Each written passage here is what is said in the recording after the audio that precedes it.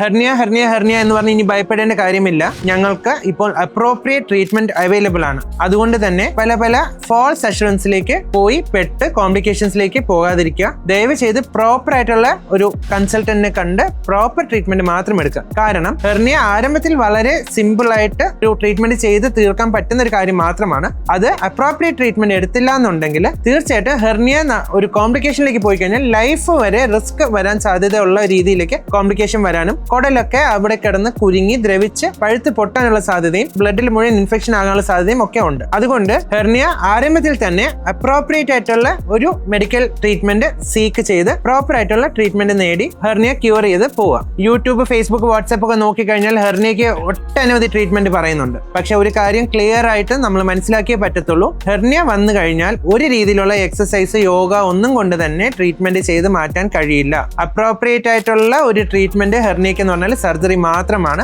അത് സർജറി എന്ന് കേട്ട് ഞങ്ങൾ ഭയപ്പെടേണ്ട ആവശ്യമൊന്നുമില്ല. കാരണം ഹെർണിയ സർജറി ഇപ്പോൾ നമുക്ക് കീ ഹോൾ അവൈലബിൾ ആണ്. കീ ഹോൾ സർജറിയിലൂടെയോ റോബോട്ടിക് സർജറിയിലൂടെയോ നമ്മൾ ഹെർണിയ ട്രീറ്റ്മെന്റ് ചെയ്ത് കഴിഞ്ഞാൽ, കീ ഹോൾ സർജറി ആയതുകൊണ്ട് തന്നെ സർജറി കഴിഞ്ഞാൽ നമുക്ക് ഉടനെ തന്നെ ഡിസ്ചാർജ് ആകാനും എത്രയും പെട്ടെന്ന് വീട്ടിൽ പോയി 2-3 ദിവസം കഴിഞ്ഞ് ജോലിക്ക് പോകാനും സാധിക്കും.